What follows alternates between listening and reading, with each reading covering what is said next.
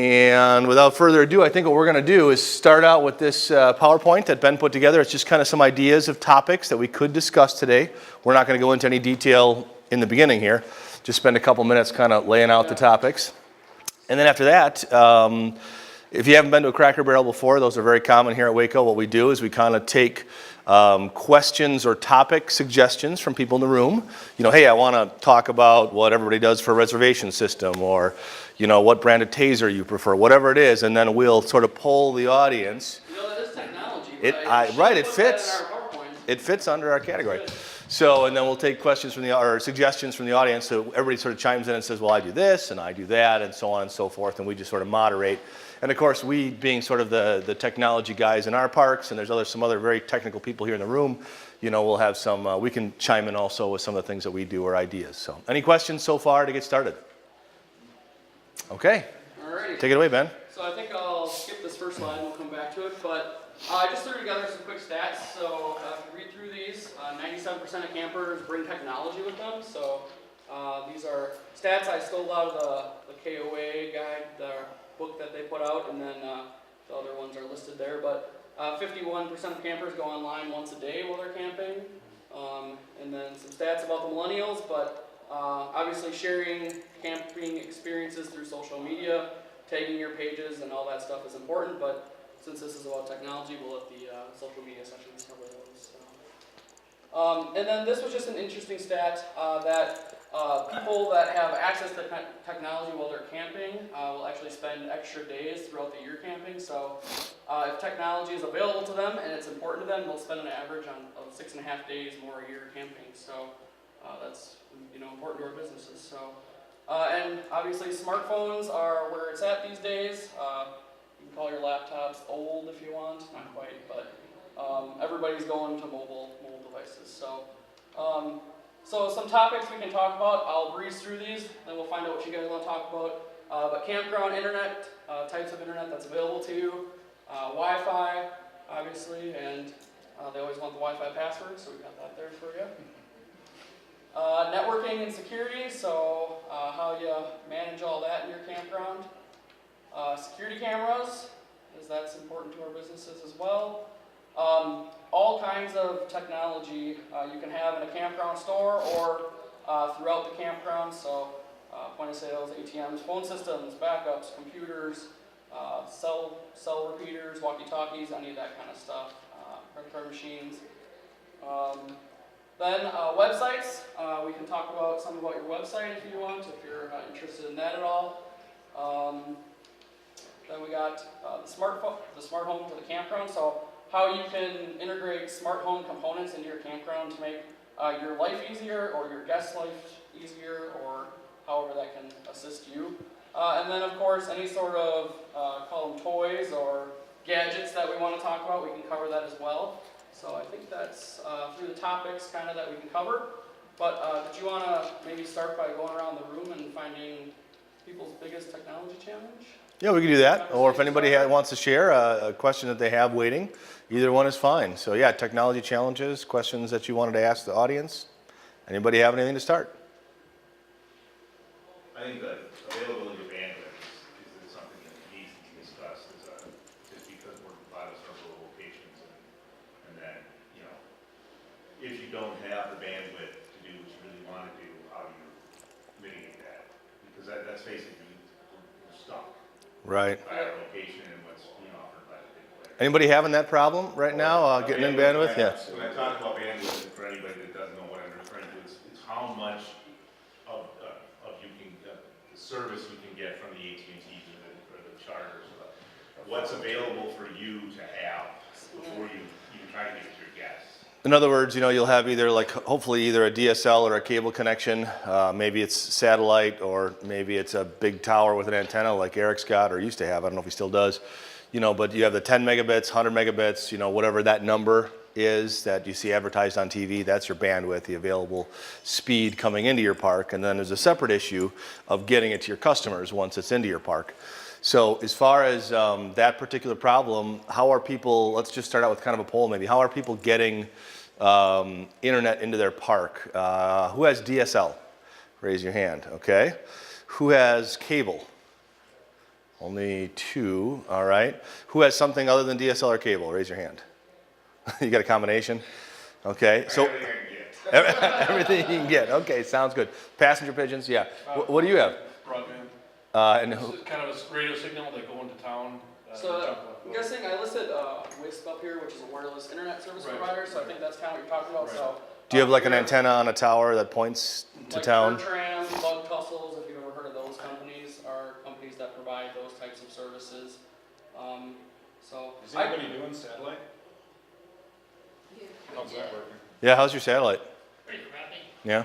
yeah, I subjectively listed these from best to worst. There could be some argument between the WISP and DSL, depending upon how good your DSL is, or how good your WISP is, but And I'd probably put, There, under fiber before DSL, which is the technology I have, which nobody knows about. And you have to sometimes educate the people that you're getting it from, that they can give it to you. Obviously, there's T1 and DS3s, which are very expensive generally. Yep. There's Ethernet over copper, which is basically, it's fairly decent symmetrical bandwidth of it delivered over your phone wires.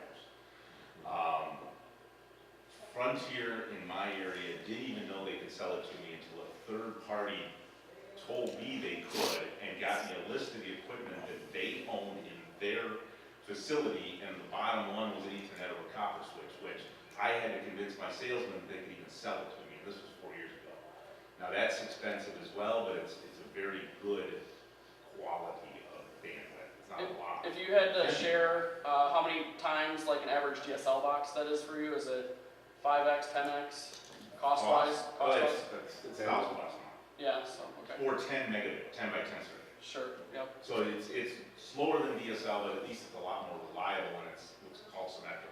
You get both upstream and downstream band. which Yeah, is nice. so there's a lot of good options when it comes to this, and in some places a combination is the best option, but in my park I have 3 DSL lines that come in, and I load balance those 3 DSL lines. So that's been something that's been very effective for me. I know a lot of parks have multiple DSL lines that come in and manage them in different ways, spread around or on one network, however it may be. But I looked into stuff like that as well, and in my case I found 3 DSL lines to be more cost effective for me. But there are, to your point, technologies available that Now- are out there. And keep calling anybody that's in your area, because I just found out 2 days ago, actually, an AT&T rep had emailed me to my Pride of America email address. So I was hoping that AT&T ran fiber by Pride of America, and I called her right back. She goes, no, not that area, it's the area in Stoughton, which is my other campground. But I didn't know that they ran fiber right in front of the campground, and we didn't know about it. And it's sitting there now, ready to be bought. Now, And that's expensive. And that happens, we have a similar story with Frontier, that we had fiber right in front of us, but to try to, get the DSL, first we got DSL, but that was like, one of the techs said, they have a cable there, they can do it. It took so much red tape and it took several years, but we finally got the DSL. Right. But now we got fiber, because, oh wow, that just so happened to be right by the campground too, but no one ever linked into it. Sounds But about right. we pay $1,600 a month for 200 up and down. Yeah. And, but you hear other people that have fiber and they're paying $169 or something because they're in a better area. Especially in a big city. Charter is by far the best from a price point for bandwidth. Nobody beats them that I found. This AT&T quote I got for fiber yesterday was $1,000 a month for 250. I had her quote 100, and it was like $800 a month. So that's probably too expensive for Badgerland. Now they can pay Charter $10 grand to run the cable just down the road to us, and that it's going to cost $10,000 up front, but it's $100 a month. Yeah. Now that's a I good deal. got quotes on fiber as well at a lot slower speeds, and it was over $1,000 a month on a 5-year contract. And then, I know of campgrounds that have 300 by 300 for $130 a month. So a good point that Pete brought up is the situation changes every day. So don't settle on a technology and be like, this is what I'm stuck with, this is all I can get. Keep your eyes open because it's always changing. Be leery of a contract, a 5-year contract. Yeah, and that's a long time to stay locked into one type of technology, because on the topic of cellular, 5G is something you're starting to hear a lot of buzz about. and that could have potential to take over, you know, a lot of bandwidth available for places. Now in rural areas, it might not come nearly as quick. Also, there's companies working on super fast satellite internet, so not like the satellite internet of today. It's more like fiber over satellite. So that Isn't Google like a year or two away from something like that? SpaceX, there's several companies that are working on that. So, and they're talking, you know, gig speeds at real cheap. So. I wouldn't hold your breath on that though. I mean, in general, that sort of stuff, I mean, it could change, but in general, it's very expensive per sort of megabit of bandwidth, if you will, to deploy it via a satellite. So, I mean, it might be great when it comes out, but I mean, if it were me, I wouldn't be holding my breath or planning that into my plan for my park. Yeah. I mean, even 5G for that matter, the way that that technology works is it requires a much higher density of cell towers, basically. And so rural areas like us, some of you might be closer to cities, but most of the people in this room that I know are not. It's gonna take a while. 5G, I mean, may never be deployed like it is in the city because, I mean, you're talking, depending on the exact technology they're using, cell towers anywhere from every city block to every mile or two. Yeah. And I mean, how is that going to happen in places like ours? Pete, what do you have now? Did you end up getting a DSL account on one end of your park at Pride? I have now, yes, Frontier, and again, they didn't tell me this, Mm-hmm. but I found out that they upgraded there was a lot of money through the stimulus program to upgrade rural broadband. Well, Frontier upgraded their backbone and it brought fiber behind the campground. Mhm. They won't sell fiber, they won't resell it, period. But they did upgrade their DSL infrastructure, so I went from being able to get a really crappy DSL service to a fairly good 15 meg down, I bonded, it's 30. It's $150 a month, it's not cheap, but I got a decent, although that was $150 last year, I canceled it over the winter because they won't let you put it on vacation. When I just signed up last week, it was only $80, so. There you go. Yeah, we've been there's playing a that contract game thing, with don't get- Frontier. But Frontier now has decent DSL in my park. Well, let's talk briefly then about We have that. fiber at our driveway, You do? Okay. yeah, but it's 9/10 of a mile back into the camp. Right. Well, So how many T1 lines do I have, Ben? Well, you have DSL lines, but I think you have DSL. 5 DSL lines, yep. But the problem with, so like in my case, my DSL is pretty stable, where your DSL is not so stable, which Yeah. creates a lot of problems, so. And DSL is great, especially for like homes, but if you put a load on DSL and tax DSL, sometimes that can create a lot of issues depending upon your types of traffic you're allowing. You don't have nearly the upstream you need. Yeah. They undersell the upstream bandwidth. You can get them to convert you and give you more upstream to cost the downstream, and I highly recommend doing that. You have a lot of people on, it taxes your upstream. Yep. Something to know too, this is my experience personally, but if you have a local tech from your internet company or whatever it may be that comes out and services you often, in my case, I would call and call and call and I couldn't get them to sell anything. I came out one day because my modem died. He came out and brought me a new modem. And I said, is there any options I have? He says, well, I can get you as many DSL lines as you want. And they told me they wouldn't sell me any. So, and I actually had to talk to them. He submitted an order to the business office. They canceled it. And he had to reopen it again to get me more DSL lines. So it's one of those things, I think, to Pete's point again, you need to keep working at it because just because you get a no doesn't necessarily mean they even know the right answer. that's really true. You can be creative too, because like Badgerland Campground, the bandwidth I get now is actually Charter that I found that the last neighbor on the line could get it, and I then wirelessly, I talked to him, I paid $300 a month for the electricity, which is way more than it costs. And we put a radio on the outside of his house, we put a radio at the campground, and now I have decent bandwidth Yep. where I didn't have that option before. Something really common with that too is if you have a farmer that's closer to a town or something that you can see, that you have a good line of sight to, that's a potential easy option to do something like you're talking about, I know. Even a lot of those Bertram or Bug Tussle Wisp type companies run towers off the top of church steeples, farmers, grain bins, whatever it may be. So. Let's talk about that real briefly. So, you know, if you have a situation in your park where you have really good DSL on one end, but, you know, not on the other end or whatever, or even just for getting it to your customers, there are some really good, inexpensive pieces of hardware these days that you can utilize to get that data across the park, or even long distances. Now, part of the problem is, you know, we can talk more in depth if people want to know the details of the individual products. Some of them are better at going through trees and such. Some are not as good, and you need more line of sight. But there are good options out there for not a lot of money. Recently, we just did an upgrade in our park. We have, I don't even know now, 7, 8, 9 DSL accounts or something. We got decent bandwidth, but a lot of accounts to do it. And our fiber is also very expensive, so we passed on it, even though it's there. How much is your DSL lines then? They're between $125 and $200 a month. So you have 8 or 9 of them? Yeah, we're spending $20,000, $30,000 a year on internet, something like that. Well, it's not necessarily more than that. It would actually be in the ballpark of the same price, but a lot slower than all my DSL accounts. We're very lucky in our case because there's what they call a remote office right next to our park. It's like their little building or box that houses the DSL. So our DSL is pretty fast and it's pretty reliable for a rural area. I mean, not compared to a city. And so it's a lot more bandwidth for the same price using DSL in our case. So what we do though is we beam it. We've got the longest run we probably do now is a little over a quarter mile, maybe almost a half a mile. And we can get, on our own infrastructure, almost 300 megabits of speed beamed across there. So basically the fastest internet connection I can get, I can send that entirely across that link. So that is something that is not very expensive anymore to do.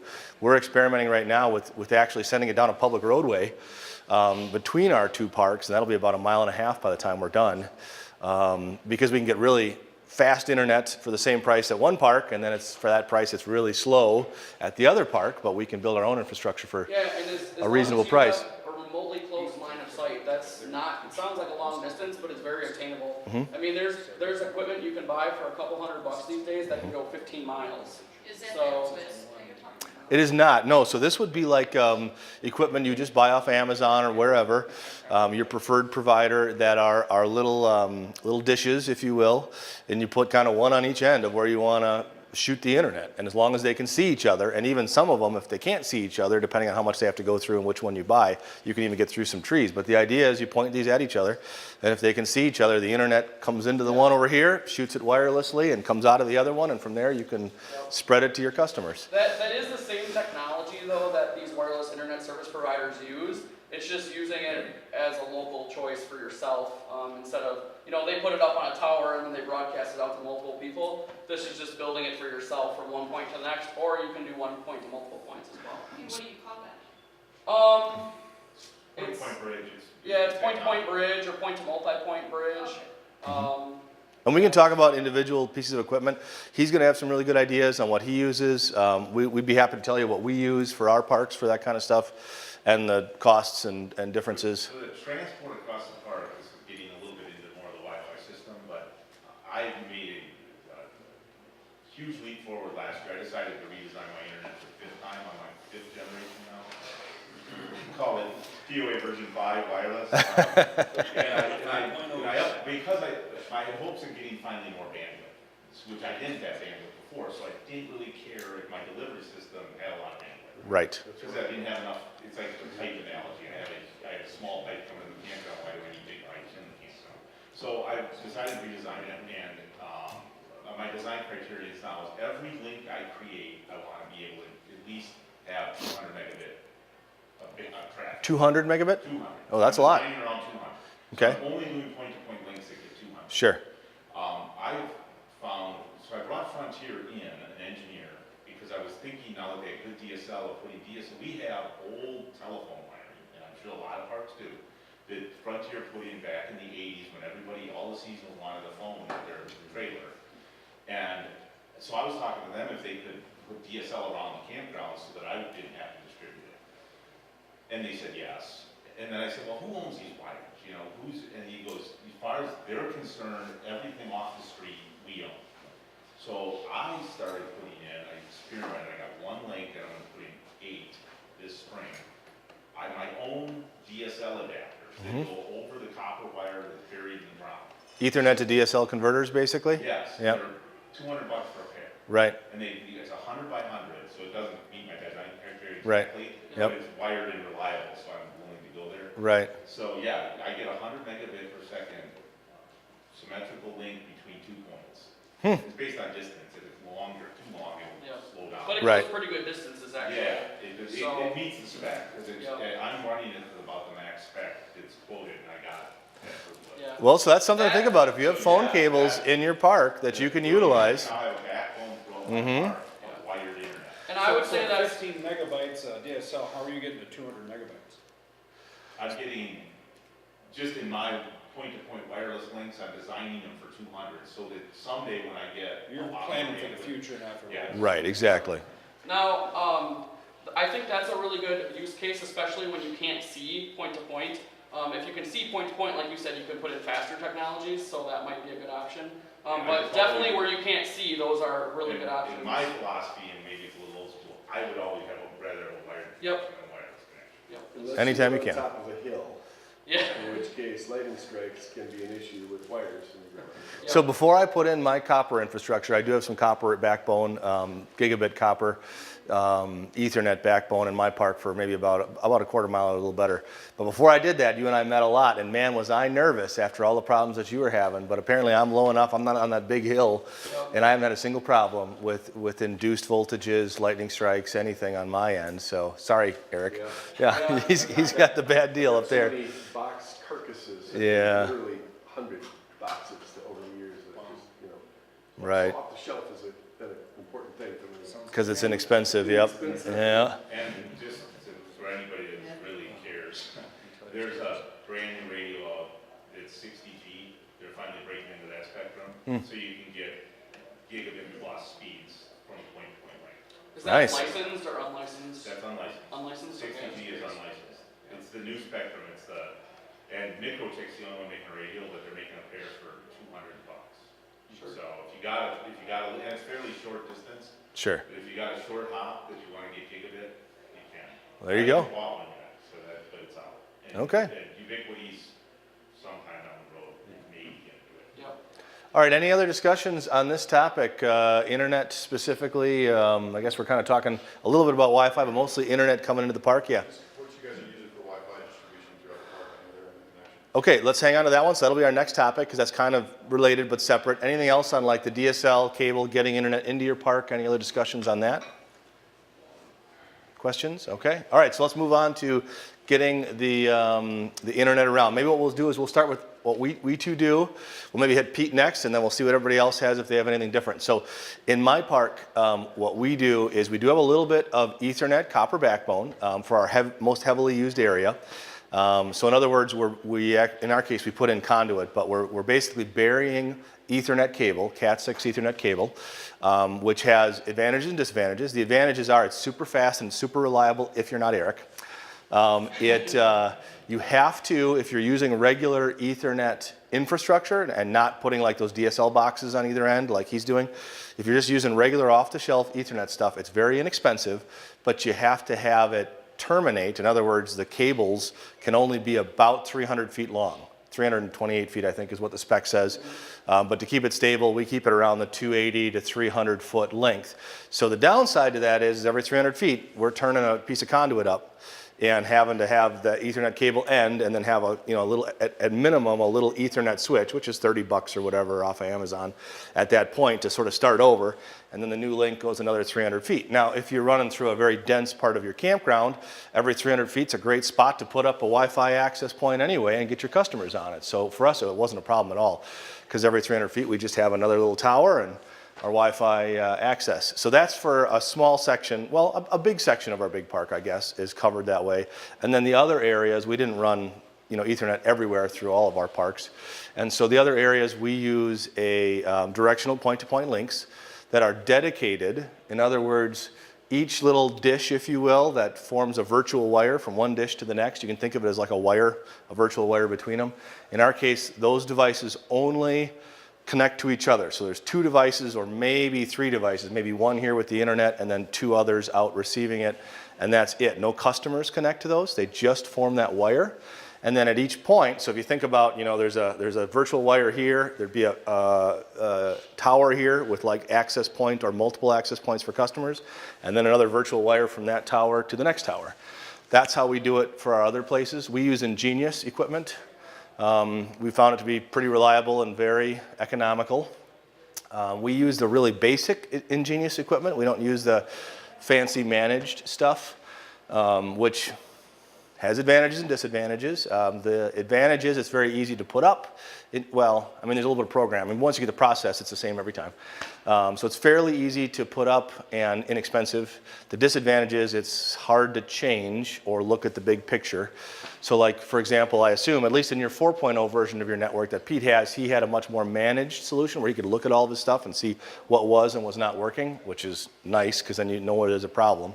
Our system doesn't have that right now just because of the stuff that we're using. Do you have a hard time when somebody says my Wi-Fi is not working over here? Do you have a hard time figuring out what piece of equipment along the line is causing the problem? That's the downside is you can't see it. So you have to ask them where you were. Sure.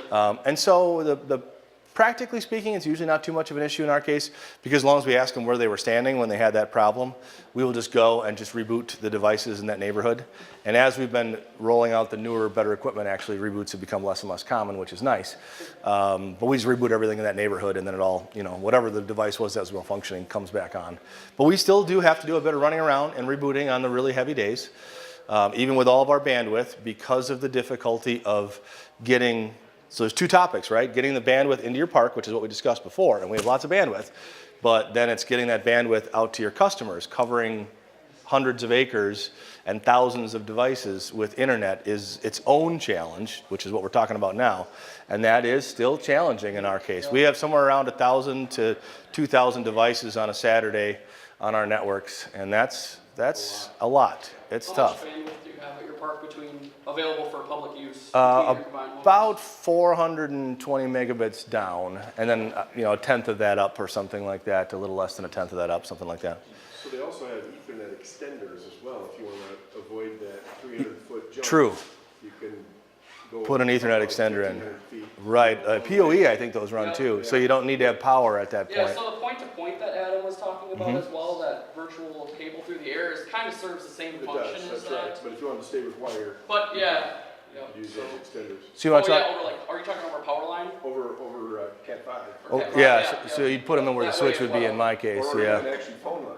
Actually, you can use phone line, just twist and pair. Yep. It converts to DSL. So Yep, it's and I think that's what like- Pete just walked out. That's what Pete was talking about earlier, is Yeah. that DSL. Yep. Yep. Yeah. So let's do Ben next. What do you do for your infrastructure? He's going to bring up some stuff for us.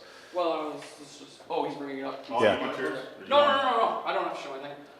So I have a different situation than Adam. I only have 45 down by 4.5 up. So, and I have 220 some sites.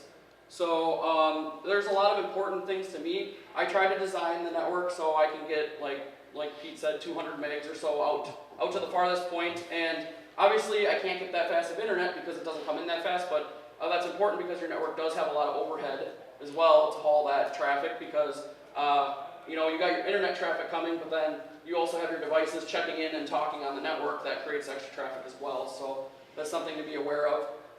My setup is all Ubiquiti. It's all wireless from the first point. I basically designed, there's a complete network in the campground that is a backhaul network, all over 5 gigahertz. So I basically build that virtual wire that Adam was talking about to every point. And then at that point I hook in access points that think they're hardwired to talk to the actual people's devices. So that's how- very similar to what I do. Yeah. So at each point where you have customers connecting, Yep. there is one of those dishes, if you will, that makes the virtual wire going back to get the internet, maybe one going out to Yeah, provide possibly. internet to the I next try to pole. do as much point to multi-point as I can, so I don't have a lot of that multi-hop stuff, Sure. but there is places that I do that, or I'll take branches off of their main building to different places and then do point to multi-point. And then you also on that same pole, so you've got a dish going back to get your Yep. internet, maybe a dish going out to provide internet to the So- next pole, and then an access point. Yep, I never have more than one access point in my case, you have multiple. We do have multiple on our poles sometimes. So just to give you an idea for those of you who are looking into this, that type of setup for each one of those points where customers can connect, they will provide internet for maybe 100 to 300 foot radius, depending on your trees from that pole for your customers. And like in Ben's case, I would guess you're looking at probably around 100 to 150 bucks for that dish to get the internet to Yep. that pole. Yep. The other end's probably another 100 to 150 bucks for the other dish. I use pro access points, so they're a little more expensive because I wasn't happy with the cheaper So- access so points give that us an they use idea. for spelling. So the access points I think run around 230 to 250 roughly. Okay. But So each one of those poles that we're talking about. So that gives you an idea of the price. Now, a big difference, like Pete's going to show us here in a little bit, but a big difference with mine is that mine's all managed. So if something goes down, I can call somebody and tell them to reboot a specific device from off-site. And when I'm off-site, I work a full-time job as well outside the campground.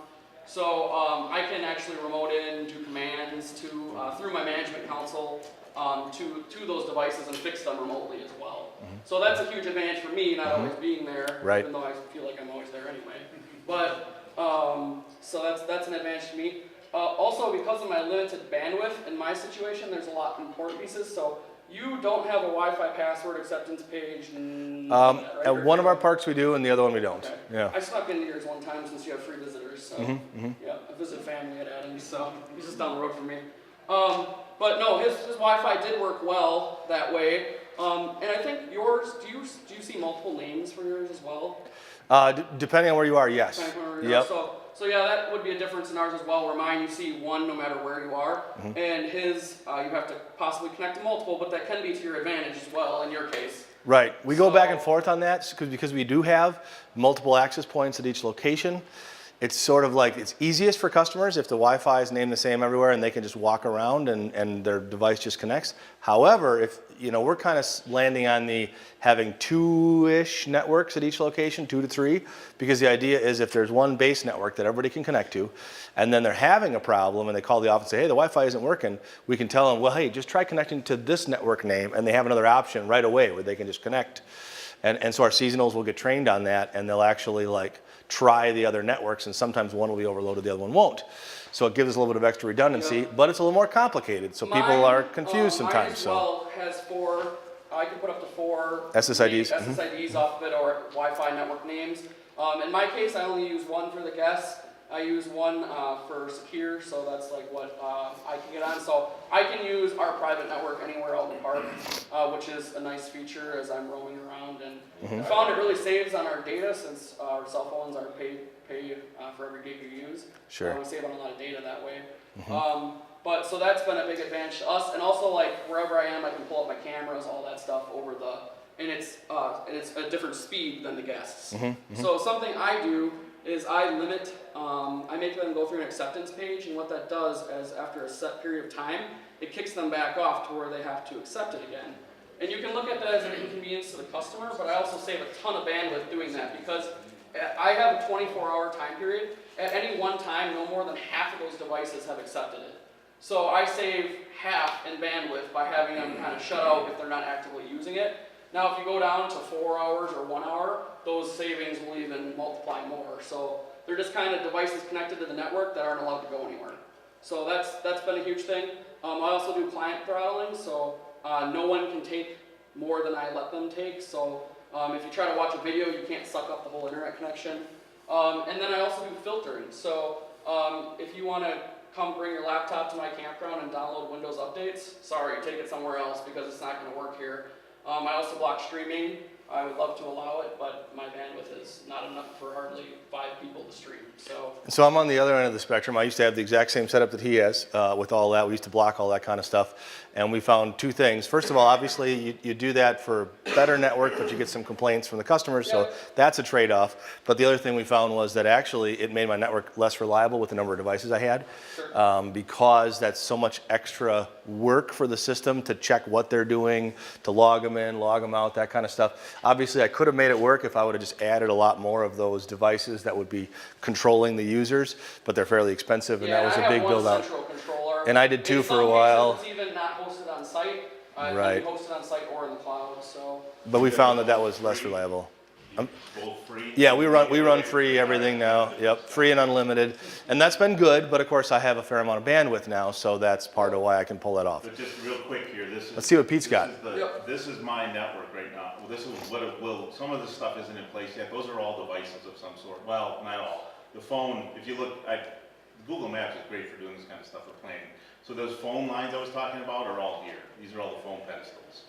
And these are all interconnected, and these are all interconnected, so I can create a backbone through the park here. But if you take that off, and you take off this other, so that's basically the radios I have in the park. The greens are what are called gateways. They're ones that are somehow either virtually or physically connected to the internet. And this other color, this brownish color is repeaters off of that. So they don't have a wire coming into them or even a link back. So you got one down, Pete. And then what I'm adding this year, I probably should never have come up with this idea because it's gonna kill me, is I'm offering a service for seasonals called dedicated internet. This is the customers I have Good luck with that. signed up. Pete, correct me if I'm wrong, There's but 50 some. you have the potential to make a lot of income off of that? Yeah, this is, And make a lot of gray hairs? yeah, I gotta install, those are all 2 more devices that I have to program and install. That are just for one customer They're or for one one campsite? seasonal. They have their own dedicated internet at their site. Do you guarantee him a bandwidth? What? Do you guarantee him any bandwidth, or what do you do? Yes, You do- 5. 5. And you have enough bandwidth to do You that? can oversell by about 50. Right, but I mean, you have enough. Yeah, my DSL lines, my new, the other customers are staying on my Ethernet or copper like they always have been. Sure. They're going on the new DSL, and I'll keep adding DSL lines as I need. So you pay $80 a month for the DSL line, I'm reselling that service for $25 a month, but they have to buy the whole year, so I'm not screwing around with month by month. So they have to buy, it's $150 a year. And how do you get it to them? They have their own radio on their trailer somewhere outdoors, hopefully on a porch, and then wire runs inside to a little router of their own. So your writers, Connect off the existing infrastructure that I'm gonna have. sure. So that radio that's on the trailer is going to be either some sort of client on another point-to-point CP, bridge, Right. Yep. CP to the nearest. nearest point-to-point. Yeah, okay. All right, interesting. So that's, don't do that. Don't do that. So I think this brings up a good point though. I was There- thinking like 10 people were getting it. Right. People had to work from home, you know, Yeah, and- right, So- I'm up to 50 of that. So you heard of just 3 completely different methods of doing Right. this, 3 different opinions, Just so. in the Beach Park. Yeah, right. 3 different Yeah, Pete's options got in his Pete's own Park. 3 types of Wi-Fi. It's become something that is gonna distinguish you from a different campground. Right. Someone is gonna book based on your availability of Wi-Fi, and you same with seasonals. Seasonals want to stream. With 5, the seasonals, I installed 5, 6, 7 seasonals last fall. I put on this dedicated internet. They were kind of seasonals I knew, and I knew would give me good feedback, because I wanted, before I offered it to everybody, I wanted to make sure it was sufficient. And their feedback was awesome. They could stream. I said, you'll be able to stream one show. If you look at Netflix, it says 5 meg is good enough Sure. for standard. So you'll be able to stream one show in your trailer, and they love it now, because they have an option to stream Netflix in their trailer, which hasn't existed. Related to that, let's talk just real briefly. I'll bring up. So we're building new sites, yeah, that's fine. And we are going to actually run conduit between each site and run Ethernet from site to site for every site. So we have the ability on these new sites we're building to do exactly what he's talking about, dedicated internet. Now I'll be calling Pete to see how it works out and how much he's, regretting his decision. But I mean, if it pays for itself, I've never charged any of my customers for any of my internet because I want that their expectation to be as low as possible. So I have some hope of exceeding their expectation. And I have some thoughts, and I'm sure a lot of people, you've heard me express it, that free versus paid, because I've given talks at Arctic. And, Right. And the center of my talk is you have to charge for internet. Now, Right, that's I my know. opinion. And I use the analogy, that a lot of campground owners can understand. If you have one pedestal for 10 sites, and you say, that's all you have, for some reason, you have a site, a pedestal in the middle, it's a 100 amp pedestal, and you say, okay, everyone can connect for free. Well, all 10 connect. You can't provide them good service, they're all pissed off. All 10 of them are mad, because they couldn't get crap. If you charge for it and only 3 connect, and say, okay, I'll pay, I want electricity this weekend, those 3 people are happy, they paid, they knew what they were getting, they got what they expected, and the 7 that didn't pay are happy. I think that analogy is totally true if you are bandwidth limited, like you are. And Right. in my opinion, everybody is, because these radios you put up, they can only take so many clients before they fall on their face. Talking about how things can change, I was beaming a single DSL line into my park after putting up a tower. And that's how much I was trying to get any kind of internet. I put up a freaking tower and beamed it from the local town 8 miles away, one DSL line. And then all of a sudden, the local Merrimack Communications is putting a fiber in for AT&T at the local cell tower down at the end of my driveway, and they said, hey, we could bring it up to your place. How would you like to have fiber optic cable into your park? I said, oh, that sounds really great. So now I'm signing it, I'm deciding, but the tough part is a 2-year contract. You say, don't sign a contract for however much bandwidth I want at like $80 for 150 meg. Oh, wow. I mean, you know, it's like I would sign that I'm at the contract. top of the list, you know, I went from the bottom of the list to the top of the list. Right. But you still, that takes care of your bandwidth problem, but it still doesn't take care of getting it to your customers in a But, satisfactory okay, so way. that's the point I was getting to, is I was at 60 meg in my whole park, 250 sites, and everybody was happy, and people were streaming and all kinds of no problems. And now I'm being forced with this new contract, this TDS bought Merrimack, and their minimum is 150. So I have to get bumped up from 60 to 150. Oh, that's hard. You know, and I'm pretty sure I'm not gonna need all that, you know? I mean, Yeah, I didn't. it the depends 60 was on how working much you want to fine. open up your internet. So I think right now, in your scenario, your guests are limited to like 6 meg down, something like that. And that works pretty well for you. Streaming seems to work fine for you. Yeah. But, So, and then just the other thing, which. but you everybody- also had a cable connection, which is not like DSL, where it's very reliable Right. and not symmetrical, but more symmetrical than DSL. So, And the other fact is you make money. You know, it's just like Right. you're recouping the cost, because this is becoming a huge cost for a lot of people are signing fiber contracts that are $1,000 a month. I've got $1,000 a month Ethernet over copper. I pay for my circuit by charging for it. That's how much I make on it. And there's no blowback.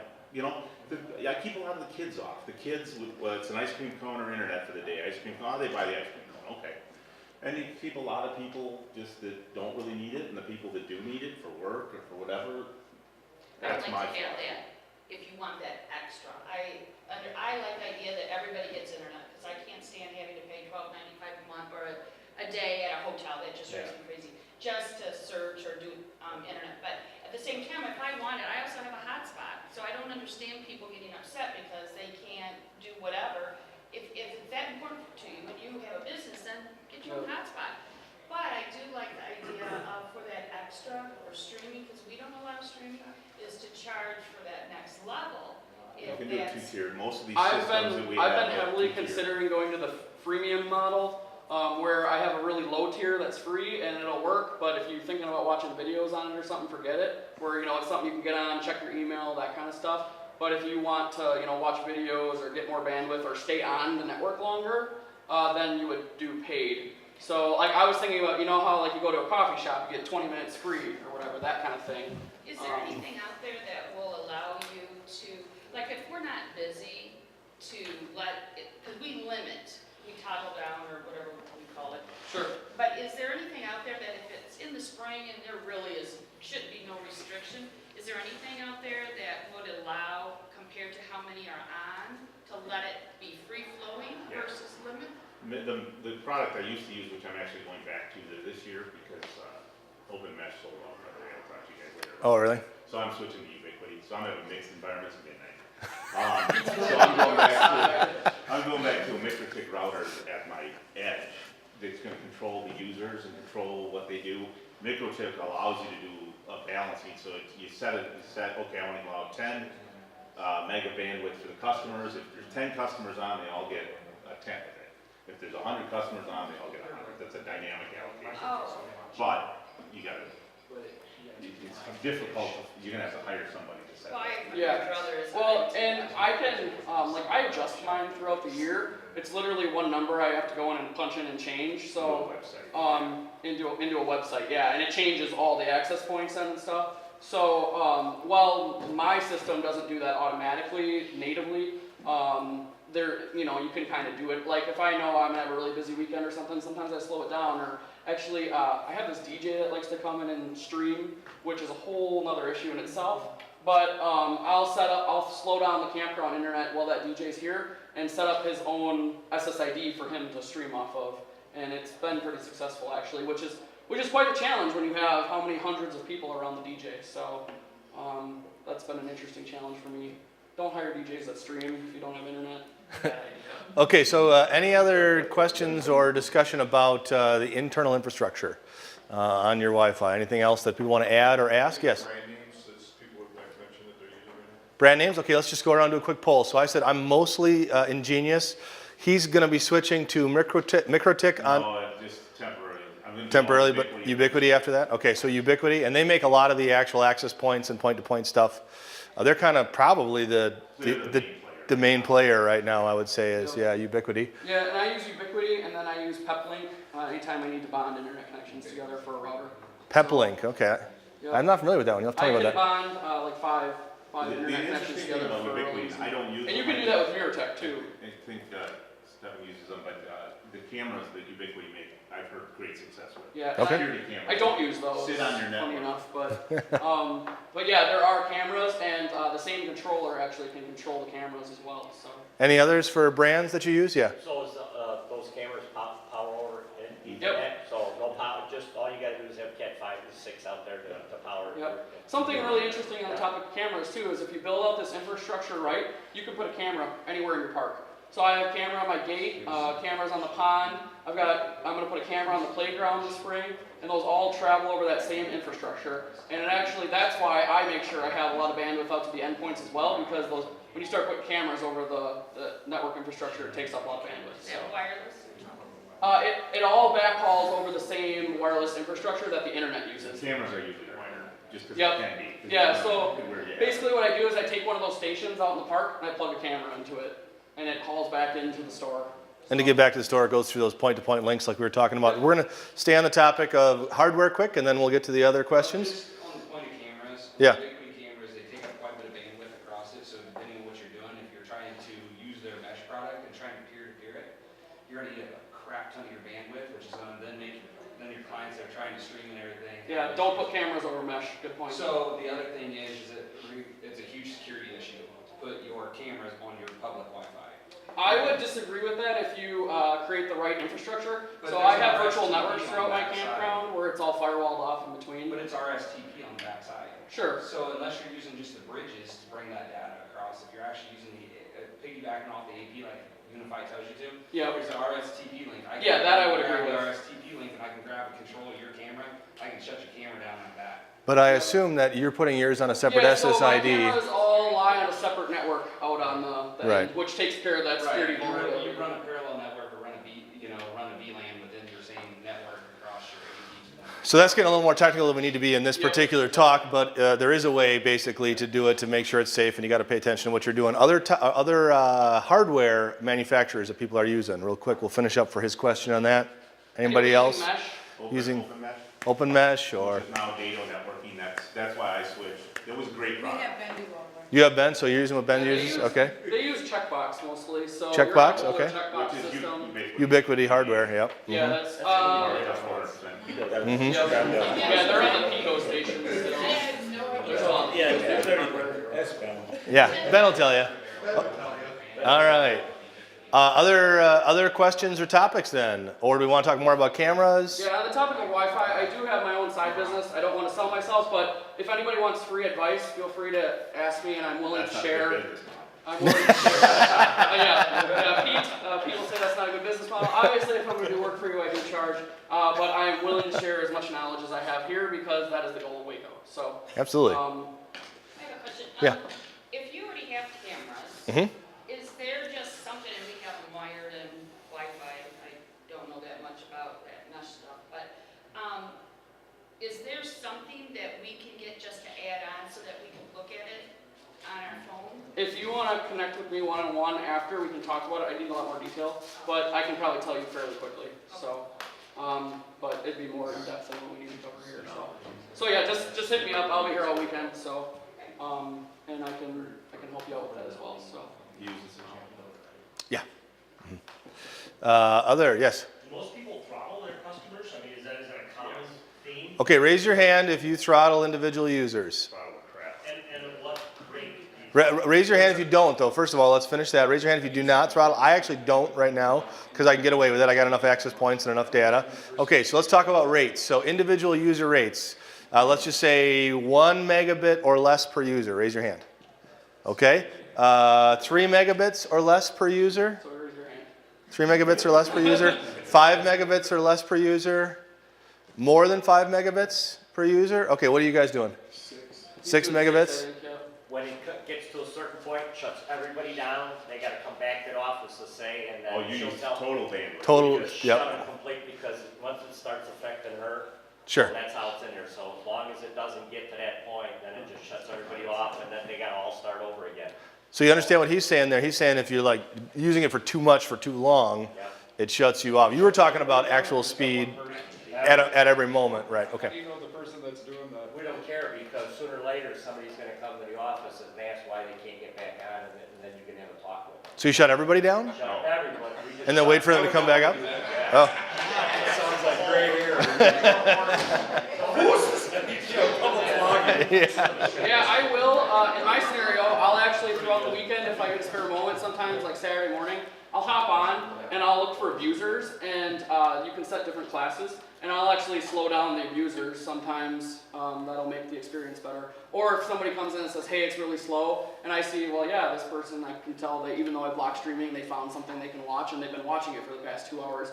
Well, you're using an important amount of my bandwidth, so enjoy your slower, near dial-up speed. With internet. proper throttling and education, you have to educate your end users. You have to lower their expectations, because they expect to be able to do exactly what they can do at home, which Yeah. they have chartered for 300 megabits per second, all of themselves. You have to educate them that that's not the experience they're gonna get. And then after you do that, and after you charge them a little bit of money, and after you explain all that, then proper throttling, you can make 10 megabits for a 400 site campground work. And you can get no complaints for 4 years. It's all about managing it. Nobody Yeah. complains. It's all about managing it for your situation. Exactly, and educating and lowering expectations. It sounds weird, but you have to, because you're not gonna meet their expectations. I That's tell the them way they can they check come in. email and check Facebook. That's fine. it works out good for me because you educate and lower their expectations, and I exceed them when they come to my park. So it's perfect. There's at least 10 campgrounds I know using my sign that I created to post. Right. And eventually, I may have to go to the same situation too. That would be a good resource we could share on the Wakefield members page, put together something like that, What's that? some sort of Wi-Fi poster have that it. somebody. Oh yeah, like we just borrowed from him. Yeah, that would be a good thing. Just don't tell him you're stealing it. Yeah, or just steal it from. It's 3 levels. There's green, there's yellow, there's red. It's very clear what you can do, what you may be able to do, Right. what you can't do. Yeah, I thought that was pretty good. Yeah, Okay, other topics. Anything else we should talk about? Any questions anybody has? Doesn't have to be about Wi-Fi. It can be about any of these other. Yes. Who pays and who doesn't, or who charges and who doesn't? Okay, let's do that one. Yeah, great. So raise your hand if you charge for internet. Everybody else does. I got 2 campgrounds that charge at both. Okay, so 2 hands. Who charges for internet? Raise your hand. That doesn't count. You're Charges? still you. Okay, and so who doesn't charge? Raise your hand. So everybody else does not charge. I know. Interesting. Same response. I do think charging is a good model, but you have to be willing to face the consequences of it. There is And not. if you can set the expectations correctly, it could be a very good model for you. Like I said, I'm thinking about doing it myself, especially starting out with seasonals with a dedicated internet situation for some of mine. We charge, what do we charge, $5 per $5 day? a day, $10 per Nice day, thing, Paul. $15 per If day. you have complaints, do you refund or? Yeah, I'll give a refund, I give paintings. Just Yeah, pretty so quick. if someone comes Complaints, down- he's- If someone shows everyone up in to the me store and is says this authorized isn't to working, refund I it. don't want it, I'll instantly refund. So I don't even ask any further questions, it's $10. They can have And it it's $10 for your painting, it's not like the ice cream cone that got eaten. Right. Sure, got- yeah, no, I was just curious to the approach on that. Well, and that's the sort of thing too you got to consider as part of your big picture, I guess, system that you use for your campground. As far as are you an a la carte kind of park where you try to keep the prices low and then people buy what they want? Are you all inclusive where they have high upfront rates and everything's sort of included? $5 more for everybody. That's how we do it too. I mean, so my park is very much all inclusive. People think we're crazy. And it cost me $5 to have internet for the week, I would be pissed off. But, Right. but again, it's a user fee, people that don't use it, why should they pay for it? Yeah, a lot of And it works good in your park, and a lot of parks do that. I mean, there's arguments, you can Right. spend all day arguing. Exactly. Yes. 400. See, I mean, so you've got the least bandwidth and. Yeah. For With the most the most sites. Right. Which is why charging Your is paradigm very has got to be important. different, and it makes sense. Right. You can modify behavior with money. Yeah, you have, well, are we talking good bandwidth? No. Well, there's none of You that. have maybe 50 by 4 if it works, 50 by 5 when it's working. Everybody Yeah. complains. Okay, so let's other topics. We got just a couple minutes left here, about 4 minutes. Yes. 4. As in like reservations, you mean? Okay, so reservation software. We got about 4 minutes left. Let's talk about reservation software. We'll do a quick poll. I use ResNexus. ResNexus. ResNexus. We used Ross 2006. That's Eric. I love it. Ross. Yes. Astra. Okay. RMS. RMS. Square and or Wix. Okay, I'm not familiar with Wix. How about over here? No, you're not a campground. So, do you offer software? No, we don't offer software, but we deal with a lot of them, but it seems like RMS and some of these other big boys, so that's what it's. ResNexus, I've heard great things about. Anybody use ResNexus? Yeah, Astro. we do. It's been very cost effective, I'll put it that way. It is all cloud-based, I think, but a lot of them are going that way to the subscription model. And it is actually like web browser-based, where I know Astra is not, so that's a difference. ResNexus. You, sir? Oh, not paying attention. How about you, sir? What do you use? Pen and paper. Pen and paper? Astra? Astra? We have campground master. Campground Master? Campground Master. And I have Reservation Friend, which is another online-based one. So raise your hand. How many people are using cloud-based where you're not hosting the reservation software? How many people want to use cloud-based? Well, hold on. How many are doing it? Okay, 1, 2, 3, 4, 5 cloud-based, 6, 7. So a little over half are doing cloud-based. How many people have it on their computer right now? So just 3, 4-ish. Okay, so that gives you an idea. Cloud-based that wish they weren't. How many are cloud-based that wish they weren't? They weren't. That's not a problem for us. Okay. All right. You, and again, we got a million times, this should have been a full day session. Right. And the reason, we have a fairly reliable connection, even though it's slow, it's super reliable, but we do also have a backup. So when it goes down, we can still function with one computer, no phones. The phones are internet-based. We just let it go to voicemail and we'll deal with it later. Or it actually rings a single hard line. And then credit card processing and ATM. Those three functions work on our backup link. Sure. We pay for the backup link, we pay for every byte we use, but it's well worth it when you're down to be at. Is that cellular or what is that? Cellular. Yeah, we use cellular as a backup in our case too. We actually will tether to our phones. So we'll stick a phone in the window. We have poor cell phone coverage, but if we stick a phone in the window, put it on hotspot mode, we can hook a laptop to it. That'll run our cloud-based. We also do paper backups. We'll like do a print of a payment report of who owes, like on a Friday. You know, who owes us in case the internet or the system goes down on Friday. We got to know how much money to get from everybody. And also a grid screenshot of our cloud base. We just print that out on a sheet of paper so we can see who's on what site, when they check in, when they check out for the next 6 days. Takes 15 minutes. We do not require payment in full in advance. No, we prepay some, but not payment in full. So does that kind of answer your question? Okay. Sorry, what's that? No, we love 100% payment in full. Let's talk about that. It's not technology. How many people do 100% payment in full in advance? 60 for unless it's like a week stay. We don't need a computer system on Friday night. Yeah, we Our don't need Friday either is gonna be down on Friday night. They're all printed It out. is all weekend. Once you do it, it just helps immensely all over. It's no longer a hard, cold winter because we start our reservations January 1st. We can make it through the rest of the season or whatever the case may be. But then you do express check-in. You don't have to have these lines. People are trying to get to their site, but now they gotta go and pay, do the credit card. If it's raining too. So a hybrid model, what we do Right. is we do a 2-night deposit. So if you're coming in for the average weekend and you're staying 2 nights, you are pretty much free to go, other than signing the papers. And if you have extra nights, then you do owe money still. So we get, a portion that owe money still and a portion that do not. So People like being paid in full because then you spend more money at your park. How many people do that for cabins too? Because I imagine cabins are more expensive. Pay in full in advance, yeah? Cabins are 30 days in advance because of demand. Even We we got it, we don't want. Campsites, Yeah. everything's 30 days in advance. We do it. Interesting. So how many are left that are not doing? Raise your hand if you're not doing pay in full 100% in advance. How many are left? Just No, I'm very small number. Okay. Well, that's kind of what we're doing. We're waiting for all you guys to do it, so that it's not weird if we do it. That's our plan. Well, that's good. That's good to know. So you're exceeding expectations again? Yeah, exactly. We'll let you guys train all of our customers. all right. Any last quick questions? We didn't get into most of this, but That's normal. that's normal these sessions. So I do have an IT ideas not really correct, but a roundtable Sunday morning. So we can talk high level stuff about this in the morning as well, or I don't know, You can see me after as well if you have questions. Do you have any business cards with you? I do, yeah, I can give out business cards if somebody. So if anybody wants to follow up, I mean, I'm happy to also. Usually Pete's pretty open about giving advice, although his business model might be different, I don't know. But I'm no business anymore. no business? You've retired from this? Well, you're Okay. giving out all that point to point and all the stuff for your seasonals, you don't have time anymore. That's exactly right.